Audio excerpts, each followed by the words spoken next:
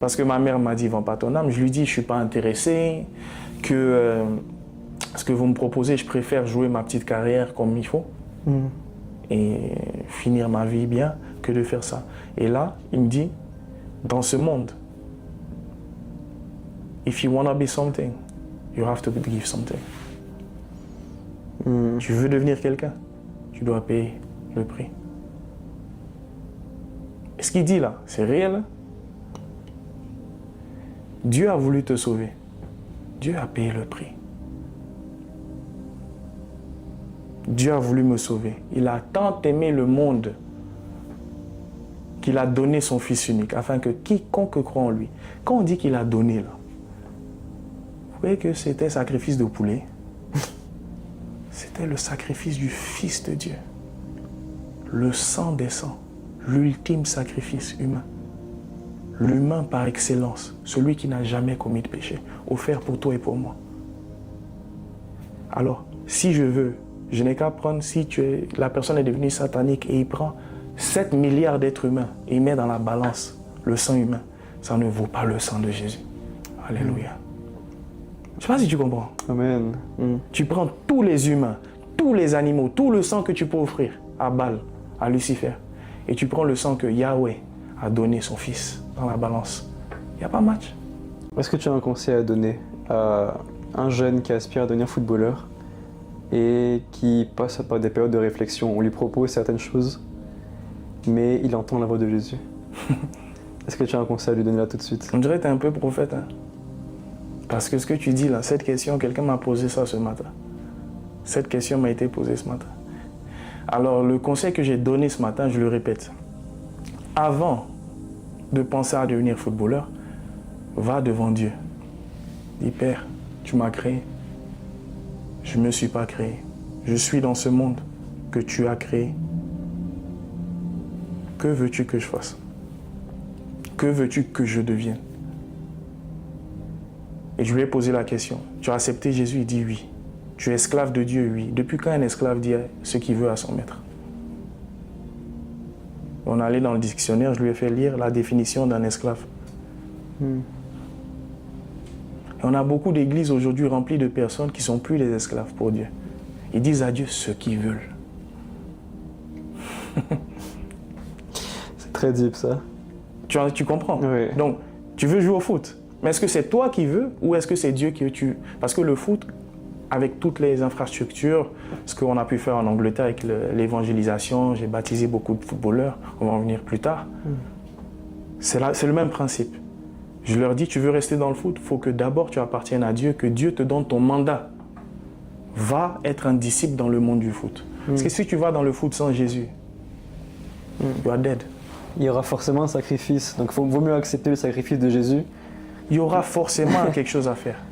Mais subtil, hein? Un badge, Manchester United, sur leur maillot, ils disent qu'ils sont les Reds Devils. Tu penses que c'est le hasard? The Black Diamonds. Pourquoi ils se donnent ces noms? The Bohemian Clubs. Pourquoi ils se donnent ces noms?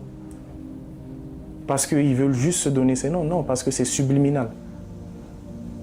Et je te disais en dehors des caméras, ce qui me tue, c'est que le chrétien ne croit pas ça. Mais il croit au sacrifice de Jésus. C'est de la stupidité, désolé. Tu ne crois pas que des gens tuent des humains pour la gloire, mais tu crois que Dieu a donné son Fils en sacrifice humain et tu ne crois pas que l'opposé existe? En tout cas. Mais réfléchissez. Ouais. Le diable copie tout ce que Dieu fait.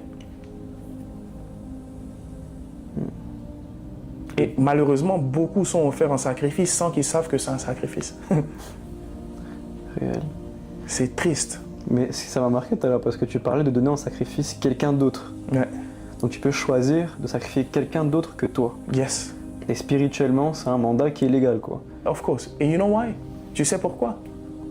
La personne que tu sacrifies, ils vont te dire, choisis. Et les personnes qui t'offrent, c'est souvent des personnes qui ne marchent pas dans la volonté de Dieu.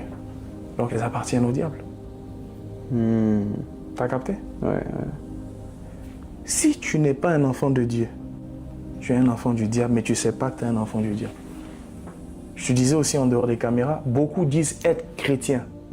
Mais être chrétien, c'est facile. Mais être enfant de Dieu, va demander à Joseph si c'est facile. Va demander à Jésus qui était sur terre si c'est facile. Ils l'ont botté sur la croix, crucifié, craché dessus. Il peut claquer des doigts, il va avoir 1000 milliards d'anges qui vont venir le sauver. Il pleure, il dit, Père, pourquoi m'as-tu abandonné? Pardonne-leur, ils ne savent pas ce qu'ils font. Toi, petit problème, tu dis, je ne peux pas lui pardonner, elle est trop méchante. Ouais, mais c'est toi, matin, midi, soir à l'église. Je ne suis pas en train de juger, je parle des faits réels. Ah, c'est réel, tu as raison. Tu as raison. Je ne sais plus où on en était. Pour revenir un petit peu aux propositions qu'on t'a faites. Ouais. Donc si je résume, il t'a dit donner en sacrifice un membre de ta famille. Yeah. Donc tu as bien expliqué que pour avoir un mandat légal spirituellement, il faut que la personne ne marche pas forcément dans la volonté de Dieu. Yes. On t'a dit aussi quoi d'autre encore comme proposition? Donc du coup, tu te donnes toi-même, Toi-même. ta durée de vie va diminuer. Mhm. Tu ensuite vas et fais des actes sexuels à coucher avec Des animaux. des animaux homosexuels, ta maman si elle est encore en vie. Ta maman. Parce qu'ils te disent que la porte qui t'a permis d'entrer dans ce monde, c'est une porte que tu dois profaner. Parce que si tu la profanes, ben, tu ne peux plus aller au ciel. Waouh. C'est-à-dire, c'est une porte que tu rentres, mais il n'y a plus d'exit. Est-ce que vous savez ce que c'est le sexe? Les gens ne savent pas ce que c'est. Mais en parlant du sexe justement, il y a beaucoup de jeunes athlètes, parce que je jouais au football aussi moi avant, et je croisais beaucoup de jeunes footballeurs qui ont ce problème-là justement récurrent. C'est toujours le même problème. Yes. Parce qu'en général, les athlètes ont quand même une hygiène de vie qui est correcte. Yes. Donc alcool, drogue, cigarettes, etc.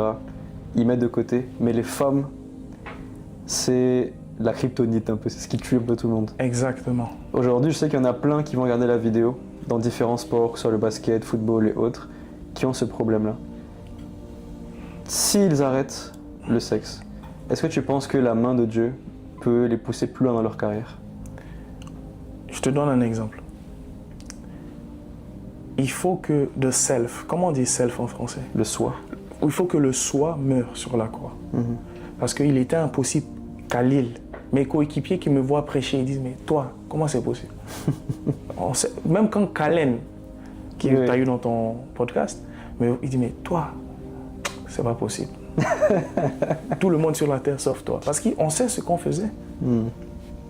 Mais le jour où j'ai dit, Seigneur, je ne peux plus. J'arrive pas à arrêter. Montre-moi comment arrêter le sexe. Jésus m'a dit, tu dois mourir. Je dis, mourir? Il dit, non, ton soi doit mourir sur la croix. Parce que Jézabel peut seulement attirer quelqu'un qui est vivant. Mais la mort à soi-même n'est pas une fois et puis tu dis, ça y est, je suis en Christ. Il dit, regarde ce que je t'ai dit là. Si tu veux être mon disciple, il n'a pas dit si tu veux être mon enfant. Tous ceux qui acceptent Jésus deviennent enfants de Dieu. Mais pour être un disciple de Dieu, il dit, if you wanna be my disciple, tu veux être mon disciple, prends ta croix tous les jours. Mais ce n'est pas un trophée Champions League, ta croix tous les jours. Quand la chair... Ah Seigneur, merci. Tu vois, la question que tu poses, quand tu es testé sexuellement, tu ne sais pas que le test vient dans un émetteur. Ton âme, c'est un émetteur. Et l'atmosphère, c'est pour ça que la Bible dit que Satan, c'est le prince de l'air. Il travaille l'atmosphère. De sorte que toi qui ne sais pas que l'atmosphère va impacter tes désirs, qu'est-ce qui se passe? Tu rentres dans une atmosphère et tu dis, mais je ne pensais pas faire ça et j'ai finalement fait ça. Combien s'identifient sur ça? Ce soir-là, je ne pensais pas aller en boîte de nuit, mais je suis allé, au final, je suis tombé. Ce soir-là, je ne pensais pas aller à l'anniversaire, mais je suis allé et j'ai fait ce que je ne voulais pas faire. La question n'est pas comment arrêter le sexe et comment avoir une vie, c'est décider de laisser Christ vivre en toi. Et quand Christ vit en toi, Christ te montre maintenant, voici comment je t'ai créé, voici ce que c'est une âme. Et voilà comment l'âme fonctionne. Voici comment le prince de ce monde fonctionne. Partout, il a des antennes qui envoient des ondes à ton âme. Et le monde du sport, du foot, c'est une antenne. C'est pour ça que si toi qui es footballeur, tu veux jouer au foot, mais que tu n'as pas la maîtrise du Saint-Esprit qui habite en toi pour contrôler ton âme, tu rentres dans le foot, mais l'atmosphère du foot va te manger.